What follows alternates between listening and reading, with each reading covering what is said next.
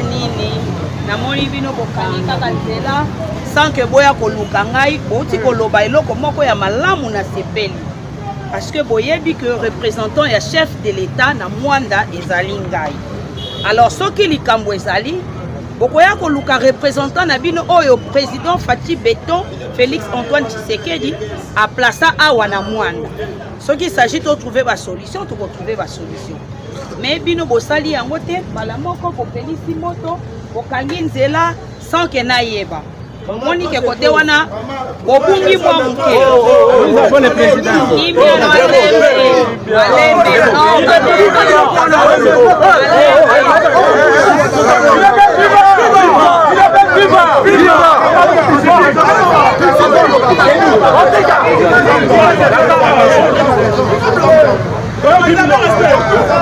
Nous recevons avec les bras ouverts. Merci. Devant notre permanent. Maître Christophe Touzel, le premier vice-président de la fédération. Merci beaucoup. Nous avons reçu hier le message par voie de la RTNC Congo central. On a désigné les animateurs dans l'équipe du gouverneur de la province du Congo central. Les tractations ont été. Je parle de l'ordre la tractation est là qui déjà. La répartition à pouvoir, il était prévu parmi les animateurs. Ah pardon, parce que la répartition à pouvoir, il était prévu qu'un deal fils, il y a territoire, il y a Mwanda. Il y a eu 2 personnes à la représenter. Mais nous sommes surpris que Mouton fallait représenter la fédération à Mwanda, même pas cité, dans les 10 ministres provinciaux. Ça fait le ras-le-bol. Et aujourd'hui, nous sommes venus pour nous réunir. Malheureusement, la masse n'a pas de cœur. Les combattants avertis Baye et ils ont manifesté leur colère. Vous voyez, même les bureaux ont été pris pour brûler et la décision a été prise. Ça, on a brûlé les documents, toutes les chaises cassées. On a essayé d'intervenir, mais la foule n'a pas de race, n'a pas de cœur et on a fait ce qu'on fait et la police est venue intervenir, c'est bon, on a maîtrisé la situation. C'est manifester notre ras-le-bol. Le territoire de Mwanda a donné depuis l'effectivité de la démocratie 2 députés consécutifs nationaux. Et il est arrivé même qu'à la deuxième fois, en 2018, nous avons obtenu un seul député pour toute la province du Congo central, l'honorable Denis. En récompense, nous n'avons rien reçu. Il n'y a jamais eu, même pas un chef de quartier désigné pour l'UDPS. Et là, la fédération de Mwanda n'est pas d'accord. N'est pas d'accord lorsque vous voyez ce mécontentement, parce que les gens sont démotivés et ils n'ont même pas le courage de venir manifester l'intérêt de vivre dans un parti politique, de surcroît un parti présidentiel. C'est inadmissible. Inadmissible. Nous sommes là comme les représentants pour calmer la masse, mais vous savez la masse, on ne sait pas les calmer. Aujourd'hui, c'est fini et les autres ont pris la décision de faire ce qu'ils peuvent. On nous apprend que nous devons faire une démarche pour descendre en montagne. Nous allons le faire, c'est bien. Et voilà un peu le ras-le-bol de cette fédération. Et aujourd'hui, nous voulons que cette fédération puisse vivre parce que si vous sillonnez le territoire du Rwanda, aujourd'hui, notre fédération est vide de son contenu parce que les gens sont mécontents et les cellules ne sont pas. Et les cellules sont vides. Et c'est une manière de passer aussi notre message. Je pense que d'ici et par là, les autorités sont saisies. Et heureusement, nous ne sommes pas la seule fédération. Nous écoutons aussi à ma tête, ça se passe, à nous là, ça passe. Donc, nous avons fait notre mécontentement, nous avons manifesté notre mécontentement. Je pense que les autorités vont s'atteindre. Nous ne sommes pas passés par vous, parce que ce n'était pas prévu qu'ils en soient comme tel. Mais aussi, vous devez comprendre que... J'aimerais que vous vous exprimiez en lingala. Aïe, aïe, aïe. Excuse, je m'excuse. Donc, au cas qui ne pas la hauteur parce que ce n'était pas préparé, c'est venu spontanément et on devait calmer. Si aussi, et c'est pas c'est que pas les capanes à yo, pour un toya. Mais le Congo tout le monde, maman Mina yoza, maman Yamboka, yo battre la Ramboka la biso. Mais ma cambo était dans le biso vraiment à la Ramboka de poto peso plus solution. Biso le pas de sali boto et bique, ma konsubayo qui, le combat l'autre pays qui est matadi. Tout le monde matadi, tout le monde du moins on a manifesté, mais contentement la biso parce que territoire à moi na oyo, attends tout le monde t'habite chef du quartier. Il y a eu des personnes, dans le pouvoir, il y a plusieurs présidents, après 37 ans de lutte. donc, il y a un moment tout ça, bon, ça. Tout ça, on a battu, Batika, il y a toujours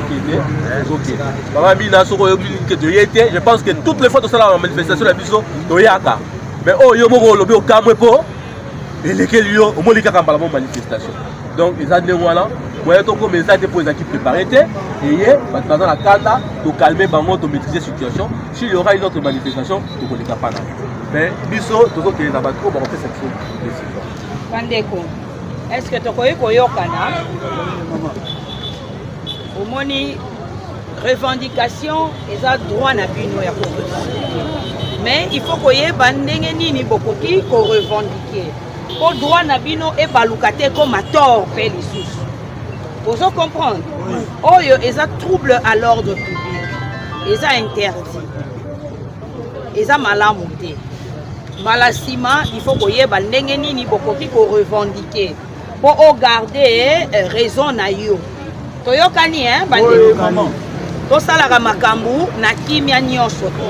Po bozo kundela pona ba intérêt na bino wana bolobi yango ya solo ba intérêt ya bana nyonso ya IDPS ya mwanda ndenge wana te alors il faut que ba ndenge nini ya kokundela yango e bitumba nyonso tu ezalaka bitumba ya kokunda yango na ndenge ya nzoto te ke non bamona ke bopanzi boete nayebi que président Massamba aza président ya fédération ya IDPS Mwanda aza mutu moko ya kimia un homme de paix. Est-ce qu'azali awa? Azate aza un homme de paix. Nakanisi akondima te ke bosala pe désordre ndenge bosali pe. Et ça likambu ndenge bolobi il faut kokutana kofanda na mesa. Eloko moko te ezangi solution na mokili ezali. Ata mboka ya makasi o bazalaka na ba guerre ezalaka pe na ba trêve ba cesser le feu ainsi de suite. C'est pourquoi na kosenga bino bozonga na bandaku botika comité oyoyo ezali tokoyi kosolola totala ndenge nini tokoluka ba résolution mosusu tokomisela pe bakonzi bayoka pe lolaka na bino ya bana mwanda. Espérons que vous ayez solution. Et aussi, peut-être que vous avez une vraie version de fait d'Engezali. Parce que parfois, tout ça la makelele et tout ça la désordre, mais tu y habite source à l'ikambu d'Engezengeli. Et l'obité que soit tout ça li désordre, tout ça li makelele que tout ça a raison. Peut-être parfois ça na elo comme sous bino bozo ignorer. Oyo que ba konzi, ceux qui botika li bango tambo yo ka bango pe. Peut-être que va expliquer bino va faire comprendre bino. Yango na lingi osenga bino vraiment na bolingo nzambe. Tozonga na bandaku. Soki bozana memo to nini bopesi. Alors délégation ko elobi ezokende Matadi, bakei Matadi bamemi yango bake bosolola na autorité na Matadi. Biso pe to sala rapport na biso na bakonzi comme ça au moins bokoyoka sango na ba oyo bandeko oyo bakozonga bakokende Matadi. En effet, ce qui se passe ici, c'est la manifestation du ras-le-bol de la Fédération de Mwanda qui s'attendait à ce que la proclamation de l'équipe gouvernementale de la province du Congo central, Kendil Fils, à l'occurrence le président fédéral, Massamba Ndutumba, soit désigné comme étant ministre provincial. Dans les tractations, c'était déjà arrivé avec la coordination des présidents fédéraux de la province, que fort malheureusement nous serons surpris. Déjà hier, avant que cet événement puisse arriver, on avait déjà mis en garde les députés provinciaux, l'honorable secrétaire général du parti, ainsi que le gouverneur, de tenir compte de cette revendication. Mais fort malheureusement, le soir, nous serons surpris que le président Massamba ne sera pas parmi les ministres provinciaux de la province. En fait, le ras-le-bol n'est pas seulement par rapport au président fédéral, mais cela suscite des doutes et de notre existence au sein de la fédération. Et nous qui sommes une fédération de la province du Congo central, nous avons toujours nous avons toujours été à l'exergue. À l'exergue, c'est-à-dire qu'aucun fils, aucun combattant de la fédération de la fédération de Rwanda n'a jamais été promu. Comme étant dans une des décisions pour être dans une décision être promu comme étant membre d'un pouvoir décisif. Même pas un chef de quartier, même pas un mandataire public, même pas alors que l'IDPS Fédération de Rwanda a produit successivement 2 députés, un en 2011 et deuxième, on l'a produit en 2018, qui a été même exceptionnel parce que c'était le seul député national de la province du Congo central. Mais l'UDPS, depuis ce temps, depuis 2011 jusqu'au jour d'aujourd'hui que nous parlons, aucun membre de l'UDPS, Fédération de Rwanda, n'a été promu à un poste de décision. Et l'UDPS Rwanda se sent délaissé. L'UDPS Rwanda pense qu'il n'a plus sa place au sein des fédérations et du Congo central et de la République démocratique du Congo parce qu'il se sent lésé dans toute sa plénitude. C'est-à-dire que les combattants de l'UDPS sont des gens qui sont moins intelligents, sont des gens qui sont bas passage, sont des gens incompétents, sont des gens qui ne peuvent pas travailler dans un poste quelconque. Et c'est comme cela. Le ras-le-bol a été exprimé. Et aujourd'hui, les combattants sont venus pour manifester et dire que, comme nous ne sommes pas de la fédération, nous ne sommes pas de l'UDPS, parce que l'UDPS ne s'occupe pas de nous, nous allons rentrer chez nous pour faire la politique à la maison. Sinon, faire la politique devant la télé. Aujourd'hui, je vous dis, vous avez vu le mur de la fédération, nous l'avons repeint. L'UDPS n'existe pas. Aujourd'hui, nous allons remettre la clé de cette maison aux propriétaires. Les membres de la fédération de l'UDPS rentrent chez eux et ne feront plus la politique pour l'UDPS. Nous rentrerons ici pour faire de la politique les jours où nous écouterons que l'un des nôtres, d'une fils de cette maison, est devenu ministre provincial, mandataire public, pour donner de l'enthousiasme à tous les combattants. Parce que nous ne serons jamais le lèche-bot des autres fédérations ici en République démocratique du Congo, particulièrement dans la province du Congo central, avec tout le travail que nous avons abattu. Moi, dans ce sens lésé, il n'a même pas un chef de quartier, même pas un bourgmestre. Non, trop c'est trop. Ça, c'est le ras-le-bol. Aujourd'hui, nous avons exprimé notre sentiment. Du fond de notre cœur, nous avons dit merci à la hiérarchie des partis, merci aux députés provinciaux qui nous ont baratinés et qui nous ont menti. Merci aux présidents fédéraux, le cartel de réseau des fédéraux, qui ont utilisé de l'hypocrisie pour nous mentir. Mais aujourd'hui, nous sommes ce que nous sommes. La force de l'UDPS, vous les reconnaîtrez. Si nous avons trébuché en 2023, ben vous allez voir notre remontade en 2028. Cette fédération aujourd'hui, nous partons nous reposer. Nous partons nous reposer parce que nous avons dit, nous sommes bien à la maison qu'à la fédération.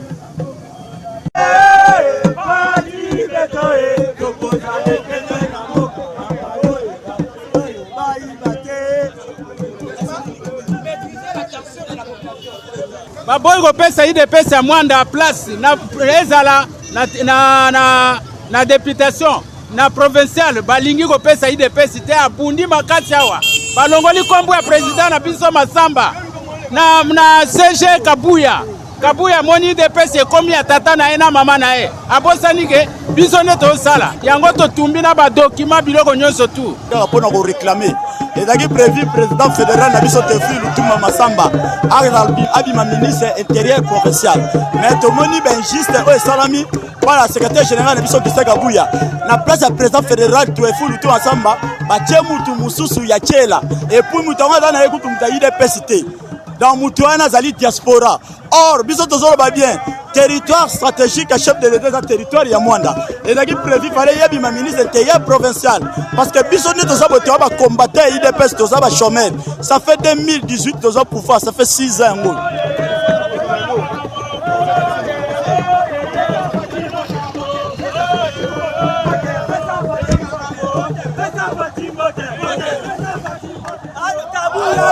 Papa Kabuya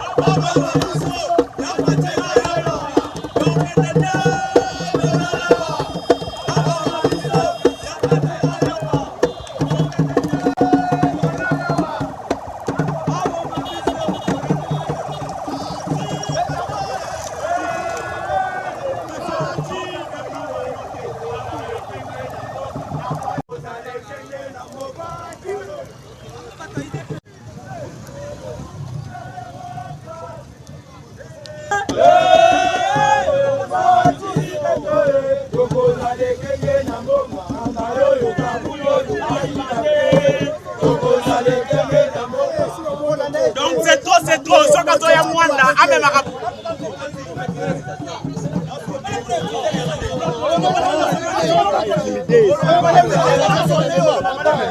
Papa, yo kasa mokonzi sima. Boni boyeko. Toka na kabande ya robo. Asona mokonzi amuninga na odi. Abe. Mokonzi asona.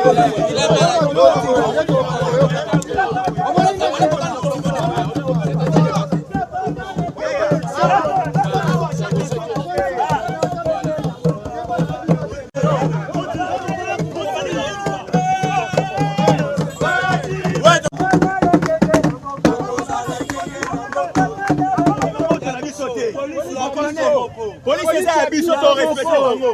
Police eko service biso. Police ya biso. Police ya biso. Police ya biso. Police ya biso. Police ya biso. Police ya biso. Police ya biso. Toko mama tete police ya biso.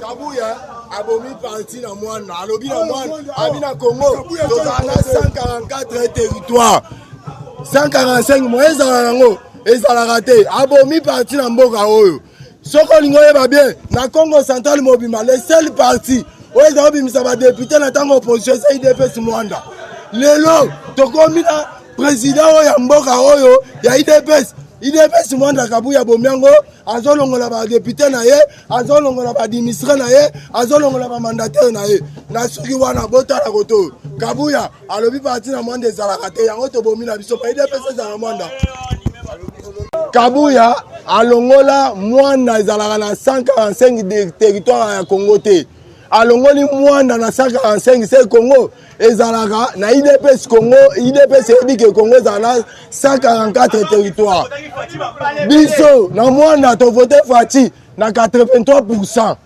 na Congo mbima mwanda mto ya premier territoire ezala territoire ya ba opposant na tango ba opposition biso nde IDPS to ndo timsaba député na Congo central to silikeli po Kabuya ndenga zana azui kota na biso mwanda apesi yango bato mayombe yango nde biso tosilikeli awa lokola bomi biso tefaseka komba parti po parti na mwanda ezalaka te yango ozomona te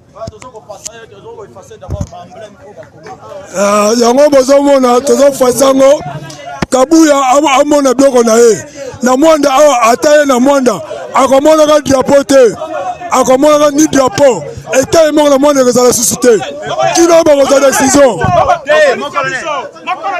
kino bakozala décision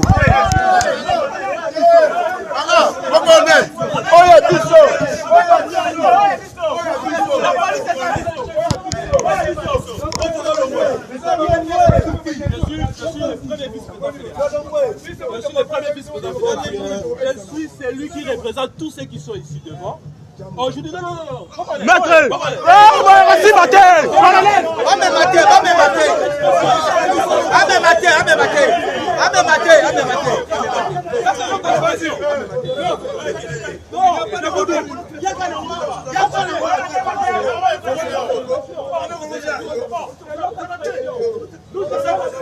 La police est à Bissau.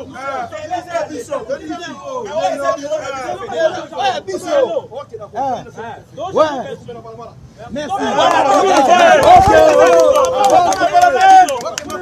Ouais, mon colonel. On est ici, on va plus être là. Merci beaucoup, mon colonel. On est avec vous. Bon, président, Essili, colonel de Tabou. S'il plaît. Allez.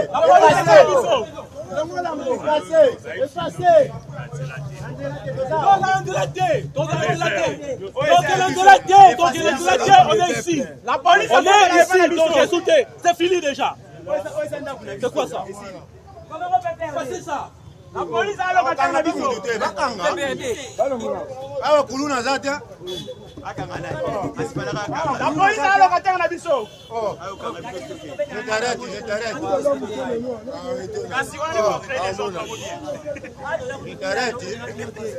Fati yoka makambo Kabuya zoboma mboka azoteka mboka oyo Kabuya azoteka mboka oyo pato yo bundana na bitumba Kabuya chanja sibe enemi na komo tielo na poste yeba makambo oyo Kabuya azoboma mboka oyo yeba azoboma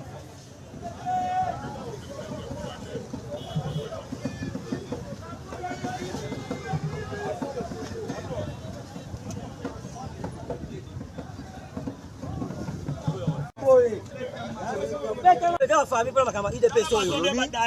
La famille bakufa pour la campagne IDPS oyo. Yo tozi pouvoir. Yo tozi pouvoir yo Kabuya sakana na biso. Batu bapeta ba vie pour la IDPS. To peta ba vie na biso pour la IDPS yo Kabuya. Soko uti wapi mboka ino uti balko na mboka na village oyo sala lenga ka parti obo ma parti IDPS. Président de la République. Longola Kabuya wa longola ye. Ozomona ba preuve. Batu bakufa na IDPS bango yeyo. Bazwa ni di foni 5 francs. Ba famille ina perte. Batika bana bafele donc vie bana teti lelo yo pasi mais lelo to bundi bana lichi wazo pouvoir oyo Kabuya ostakana na biso Kabuya zanani Kabuya mama na yo Kabuya mama na yo Kabuya nafingi Kabuya nafingi na mwanda to bomile peso po Kabuya to ngoli na mwanda ata suta mo aya su mwanda te Kabuya zenga ozenga Kabuya zenga ile peso yo zonga ye mo papa ya awa fo papa ya to za posa papa ya mo ko ya awa papa fo ya awa na mwanda awa Sora yete IDPS ozonga te. Et puis siège na biso ezonga. Donc ce papa yete IDPS ezate. Donc on pose présence à mon papa. Papa awa na mwanda IDPS ozonga ka soki yomoko na mwanda. Soki yena mwanda te papa IDPS na mwanda ezate. Tu vois pas seulement présence papa président république yaka na mwanda apona makambo to solution makambo yo. Te la famille bakufa. Bazo le côté, tile le bazo le côté. Dozu pouvoir mais déjà toujours bandaka ouais bon ça la biso. Tala la photo. Bato kufa na makambo yo. Kabuya donc président on appelle ça président de la République. Avant il dépend de moi des zones avant président na mwanda. Tu appelle ça chef de l'état aya immédiat na mwanda awa azo solution makambo yo. Ça elonga na bande na biso pona ko revendiquer ba mécontentement na biso ya depuis. Ah na carte fédération ya mwanda. Je suis Christian combattant la fédération à Mwanda parce que toi on a posé au des postes et aux fonctions. Je me présente comme étant combattant de la liberté et intérêt général de la fédération de Mwanda. Nous tous aujourd'hui nous étions réunis pour revendiquer de nos droits. Ah merci. Tous qui réunis pour nous revendiquer ba droit na biso. Exécutif national na biso ya IDPS ba baiser biso trop. Ils nous ont baisé par là dans la conscience avec des flatteries donc et l'équipe makasi. Ya on s'est décidé que tout est aussi mba sous-soutien. Biso Mwanda on s'attendait que tous poste na biso ezaki ya biso.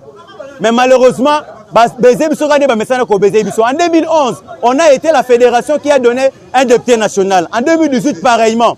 Tobimisi député national Congo central parmi les 6 fédérations. On était l'unique fédération au Tobimisi député national. Malheureusement, era ba répartition ba poste, ba to fédération ba zanga ki ba quota. Ba bana ko zo poste collèguement biso. Mais biso to tout yo. Tobimisi candidat. Est-ce que ba yebi point Tobimisi quitté parce qu'en 2011 Tobimisi ba moné le côté. 2018 Tobimisi ba moné le côté. Ba combattant ba se décourager qui. Ba se combattant ba se décourager qui. Moins force za maka c'est zaté. Bango défi exécutif national ba fragiliser biso. To comme que ba pesa biso, ba comme ko zo batuna Kinshasa continue bango. Comme si nous ici au Congo central, on n'a pas de diplôme, on n'est pas licencié, on n'a pas de l'expertise, on n'est pas intelligent. Tellement on est à l'extérieur, ça veut dire que tout ça va to ba zoba, parce que la biso na Kinshasa va ko imposer biso. Yango to manifester. Nous sommes entrés dans kati ya bureau, to suba kitinyo ces agina kati ya bureau. Et Panzani, parce que tout le monde est un combattant exaté, avec beaucoup d'années de souffrance, avec beaucoup d'années de peine, bah sacrifice to sali, to panzi yango. Ticket gas bilo na AVC, c'est nous IDPS, biso to simba yango. On a fait des voyages, des sacrifices par nos propres moyens pour nous défendre le ticket wana. Ticket wana abimi gouverneur, to soline makamususu, biso ministère de la jeunesse, ba pesi biso ngote, le niveau fédération, vous fallait que sur le côté moi na ba pesi ngote yango, on a revendiqué par rapport ya biloko wana pour na pesa droit na biso. Peut to faire face ya, ko este jogise Kabuya. Que CG makambo sali oyo, le biso na 55 territoire de la fédération nyonso, biso mwana to zala raté. Il se peut que Makambozo Tamoleke na Mwanda, il n'y a pas de licencié, il n'y a pas de niveau. Mais c'est inconcevable CG. On essaie de voir on matin, essaie de voir on matin. To longo yango to panzi yango awawa, ba kinyo to zala komba ba tout te sabwe. To za décider lobby lisusu. To rozonga awa. Lundi to rozonga awa. Une semaine mobimba to rozonga awa. Soki Fachi beto anso ya président biso to linga razo ya. Ba combattant ba rozala te. Yo tinda ba tunongo mesana ko recommander ba na Kinshasa ba ko sala na Congo central. Tinda bango so bango na ba bis ba ya pe awa ba ya ko yambaka mokonzi ya mboka. Yo la zaina posa oloba yango wana. Nazali mama na kati na fédéral na Mwanda. Naza mama président ya cellule ya Bwamanu. Eloko tozali awa tosiliki po tozwi ministère moko te. Tozwi ministère moko te. Na kati ya ministère balakaki biso bakopesa biso ministère moko na Matadi. Mais totikala kozwa yango te. Yango tozwi kanda bapesa biso ministère na biso. Ye kaka président ya secrétaire général Kabuya asalaki des ordres na Lubumbashi. Alongo na Lubumbashi asali des ordres na Équateur. Alongo Équateur Kinshasa. Kaka ye nazo konje kosala des ordres. Azozwa bato bazota poto, bazozwa ba poste ministère na Matadi. Biso totikali kozwa te. Yango to lobby. Soki boye, Mwanda bayebi yango te. Biso to boyi, to kozala susu na IDPS te. To longwe, to bomi ministère nani Mwanda totikali kaka batu bongo. Toza susu batu ya IDPS te ya parti ya IDPS te. C'est pour la na mambu meluta na bola bitu ya Congo niveau ya Kinshasa. Samu na Mwanda awa bafumu ya IDPS partout bakina kubima mais ça na mwanda a beto kaka mutindu ya depuis beto kota ki combattant président na beto Masamba yani beto fantastique ya mebaka ministère kuna mais yame kuma dia ba metirikane Kabuya ni zone na beto pe Kabuya kina ufa parti sam na nini donc ani zone na mwanda ve sam na nini beto te wana telemaka na tia ba inti beto ba telemaka na tia ba inti beto wana te sala te sala mo se fait donc ana mwanda beto kufa to nini ya ndio mona beto mebaka décision donc beto mekato na parti yango yango mona ba finalement ça fâché ça na nini Kabuya me kufa parti donc papa président si kinge ke vana zaba ke Kabuya ke na kufa parti nange ana tula batu nani na zabana ve batu na katuka na putu bakina kuiza abakina kubaka kifumu me batu me nwana sam na IDPS batu me kufa sam na IDPS ba melo za mama za tia bakina kushome bakina kusala petit bubu yai donc ya mimi betu me formina sam na Kabuya donc ani zona parti ve ana chato kufa parti ya IDPS betu zona betu zaba ke président Masamba me luta place na me kuma diaka yandi ve ya mesala bien ve ya betu me tomkila ana mwanda donc fati betu zaba ka IDPS na mwanda ya me kufa na zo principe ba regret pour la CG Nabiso Kabuya na vraiment à zo sala pour la IDPS. Or IDPS est parti moko d'abord et bandoleng c'est ba parti mingi surtout un père Mobutu na yemoko papa Etienne c'est héros Nabiso. Mais le long IDPS CG Kabuya a BBC IDPS to mi ata na député moko national ni provincial. Siko ba zo sala gouvernement provincial. Président Massamba a souffert abani na cellule des sections, si comme une fédération. Mais, tout ça a été, il y a ça parmi les députés provinciaux, il y a les ministres provinciaux, il y a Congo central, tout ce Kaboye, Congo et Bimité. Or, à ça peut y côté, na présidium, basa 4. Et puis, tout ça intellectuel à la fédération, il y a Mwanda. Mais, les Kambo, Oyo, Serge Kabuya Sali, chef de l'État, en tout cas, il dépasse sa partie d'Anga. Na silipe so moni boy okoyi banga peut très bien okoyi banga très bien naza moi na défense général de Kazwa bakundulu o Kabila bomana na Kabalo ensemble na général Ngwala et Moulimbi na si patron kadi leki na yo mobile ya nana ay binga peut très bien famille Bokungu en tout cas toza awa parti eza okufa Kabuya azo mo parti son excellence Fachi Beton en tout cas pour que IDPS ekende en avant longola Auguste Kabuya comme CG malgré jamais Kabundi à Salamabe ni beaucoup de Kabundi que non Kabuya en tout cas longola ye nous comme mutumushu au tchana place ya Auguste Kabuya heureusement tant que totomboki awa ate ya bwana mama Amina aye ay calmer situation dans la police c'est pour cela au moni que non moi calme et continue un peu mais tous ma dessus tous pour ça que même le président base ba poste na gouvernement Oyasika base ba poste marqué que non côté ministère du gouvernement provincial toujours est bon gâté mais ba société il y a portefeuille ezebele en tout cas son excellence yomoko joue dans trois décisions pour que au pistonné ba fédéraux il y a Mwanda et puis ba combattant ba Misala Perenko eza Sosire eza OCC OGFREM pour que ba combattant ba Misala. Africa cool, et abena cool. Africa cool, abena cool. Le quoi cool matopi. Après toujours. Après toujours. C'est bon. Et ça chaîne est bien. Et puis vous êtes très rapide. Et ça très rapide. Et ça chaîne mon co. Bako ça a bien confiance. En tout cas, nazo senga na bato oyo nanu ba souscrire te bazwa. Donc, eza vraiment net oyo balobaka ke boka lelo, lamba lelo, lia lelo. Vous voulez le Congo pour que le Congo devienne cool, pour suivre les cool analyses, alors revenez et abonnez-vous massivement. Bobozana Moana, massivement. Alors beaucoup de gens ils pensent que l'Afrique cool donne l'information en temps réel. Mais je ne crois pas cela. C'est-à-dire l'Afrique cool donne l'information en temps réel et en temps chirurgical. Si tu ne suis pas, tu as la crise cardiaque. Qu'est-ce que tu penses de l'Afrique cool? C'est PPL. Africa Cool, c'est la destination de prédilection pour une communication optimale. Longo Dianabino Mama. Africa Cool Télévision est une chaîne qui est en train de réunir toutes les tendances. Donc les chrétiens s'y retrouvent, les païens s'y retrouvent, les politiciens s'y retrouvent, les femmes ménagères s'y retrouvent. Donc Eza Eloro na biso to sepela ranango yango chaque fois son aye na Kinshasa il faut namona Africa Cool. Et au monde ba chaîne Eza impartial. Et le rôle de Babino, vous méritez le soutien de la population ainsi que des institutions complètes. Bisognoso, tous s'abonner à Africa Cool. Africa Cool, oyo. Zengo, Africa Cool, merci beaucoup, l'idée. Non, je remercie en tout cas Africa Cool, leur support et on leur souhaite bonne chance pour la suite. On leur souhaite le plein succès. Placer un petit mot par rapport à la récompense Oyo.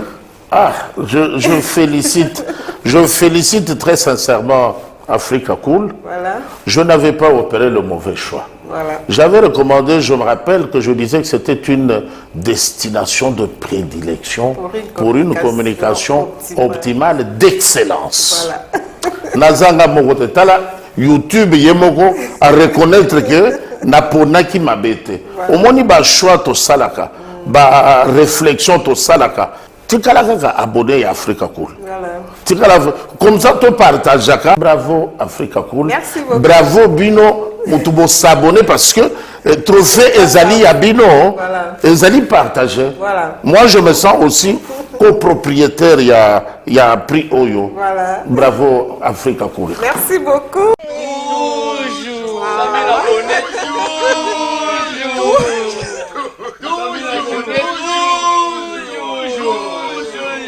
Voilà.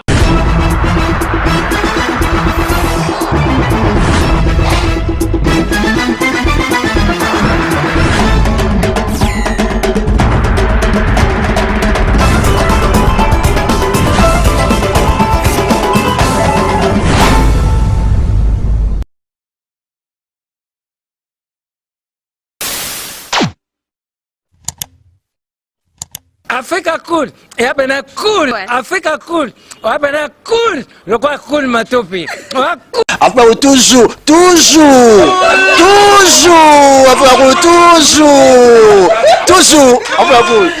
c'est bon. Et ça chaîne y a bien, et puis vous êtes très rapide. Et ça très rapide, et ça chaîne moko, bah quoi ça a bien confiance. En tout cas, nazo senga na bato oyo nanu ba souscrire te bazwa. Donc, eza vraiment neti oyo balobaka ke boka lelo, lamba lelo, lia lelo. Vous voulez le Congo? Pour que le Congo devienne cool, pour suivre les cool analyses, alors revenez et abonnez-vous massivement. Massivement. Alors, beaucoup de gens ils pensent que l'Afrique Cool donne l'information en temps réel. Mais je ne crois pas cela. C'est-à-dire l'Afrique Cool donne l'information en temps réel et en temps chirurgical. Si tu ne suis pas, tu as la crise cardiaque. Qu'est-ce que tu penses de l'Afrique Cool? C'est PPLR. Africa Cool, c'est la destination de prédilection pour une communication optimale. Longo Dianabino Mama. Africa Cool Télévision est une chaîne qui est en train de réunir toutes les tendances. Donc les chrétiens s'y retrouvent, les païens s'y retrouvent, les politiciens s'y retrouvent, les femmes ménagères s'y retrouvent. Donc Eza Eloro na biso to sepela ranango yango chaque fois son aye na Kinshasa il faut namona Africa Cool. Et au monde ba chaîne Eza impartial. Et le rôle de Babino, vous méritez le soutien de la population ainsi que des institutions complètes. Bisognoso, tous s'abonner à Africa Cool.